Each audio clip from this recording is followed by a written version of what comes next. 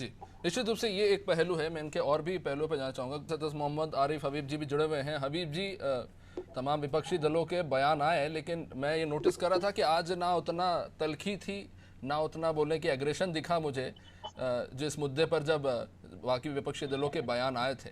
और कहीं ना कहीं इसके कारण ये भी है कि उनकी सरकारों में भी इस समस्या को लेकर उतनी गंभीरता से सोचा नहीं गया या उसको उतना ज़रूरी महसूस नहीं किया गया। तो मेरा सवाल आपसे वही है कि आपकी सरकार में क्या हुआ और बीजेपी की सरकार में क्या हो रहा है, इससे अलग हम जाएं तो आप जब आपकी सरकार रही तो आपकी पार्टी का क्या अनुभव रहा इन समस्याओं को लेकर?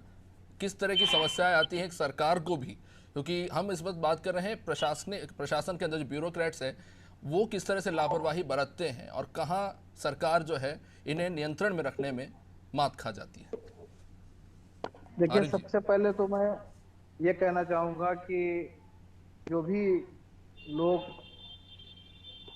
ईश्वर को प्यारे हो गए, जी। उनको श्रद्धांजलि अर्पित करना चाहूंगा। और जो बीमार हैं उनको अतिशीघ्र का स्वस्थ होने की कामना करता हूँ।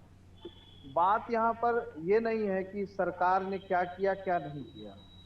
बात यहाँ ये आती है कि ऐसी घटनाएं होती ही क्यों हैं। जब सरकार में बैठे हुए लोग पहले से ही ढिंढोरा पीट देंगे कि भ्रष्टाचार मुक्त सरकार हमारी चल रही है, और नीचे के लोगों को कभी टच नहीं करेंगे कि वो क्या कर रहे हैं, और जब घटनाएं होती हैं तो एक कहावत है कि अब पछतावा होत क्या जब चिड़िया चुग गई खेत।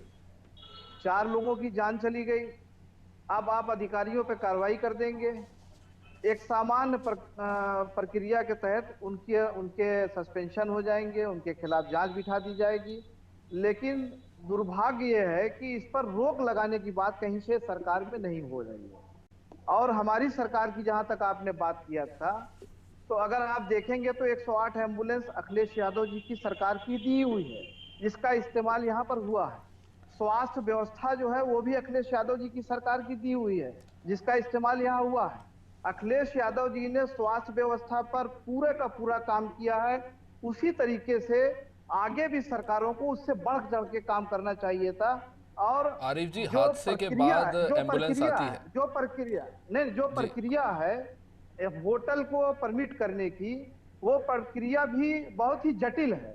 जब कोई व्यक्ति जाता है, चूंकि मैं व्यापारी भी हूँ वो और प्रक्रिया मेरे जटिल पास है लोग आते होटल हैं। व्यापारियों के लिए, अधिकारियों के लिए जी, नहीं, क्योंकि वो दिन भर यही काम करते हैं। मैं यही बात आपको कह रहा हूँ कि ये जब व्यापारी हमारे जाते हैं प्रक्रिया को पूरा करने के लिए, तो अधिकारियों में इतना मतलब डिमांड होती है, इतना दौड़ाते हैं वो कि हमारा व्यापारी चुप होकर के बैठ जाता है, और जी। फिर वो सुविधा शुल्क दे करके अवैध रूप से उसका संचालन करता है। जिसे अमेरिका ऐसी में घटनाएं स्पीड इसलिए मनी होती, कहते हैं या रिश्वत कहें हाँ, आम भाषा में। ऐसी घटनाएं उसी वक्त होती हैं जब हमको सुविधाएं नहीं मिलती। हमारे लिए कानून तो बना है, लेकिन कानून को जब हम पाने के लिए दौड़ लगाते हैं अधिकारियों के यहाँ, चाहे अग्निशमन विभाग हो, चाहे पर्यटन विभाग हो, चाहे फूड विभाग हो, तो हमको अपेक्षाकृत सम्मान वहां नहीं मिलता, हमको वहां रिस्पांस नहीं मिलता है। जिसके कारण व्यापारी अपना प्रोजेक्ट ऐसे ही चलाने लगता है, और जब ऐसे ही चलाएगा तो निश्चित रूप से घटनाएं होंगी। घटनाएं हुई हैं, परिवार के जिनके लोग वहां स्वर्ग सिधारे हैं उनके लिए हमारे पास पूरी संवेदनाएं हैं।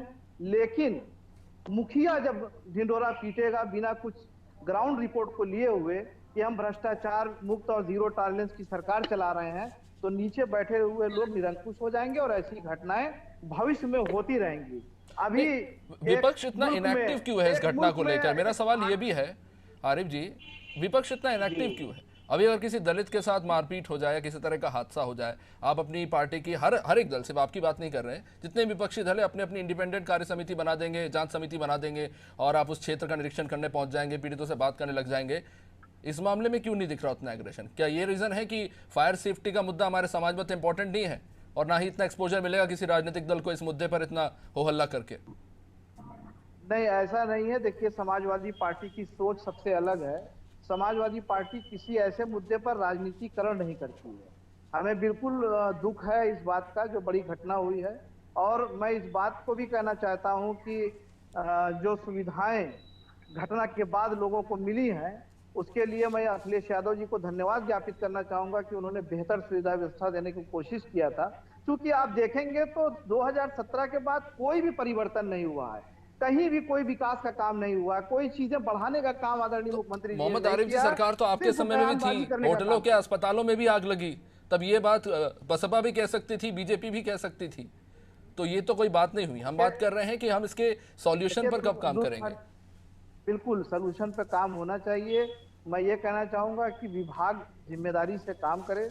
अग्निशमन विभाग हो, चाहे पर्यटन विभाग हो, चाहे फूड विभाग हो, चाहे सेफ्टी विभाग हो, जितने भी विभाग हैं उन सारे लोगों को ईमानदारी से काम करने के लिए प्रेरित करना चाहिए। और जो भी व्यापारी जाता है उनको पूरा मानक पूरा करने के बाद ही अनुमति मिलना चाहिए, क्योंकि किसी की जान से खेलना ये हमारा काम नहीं है।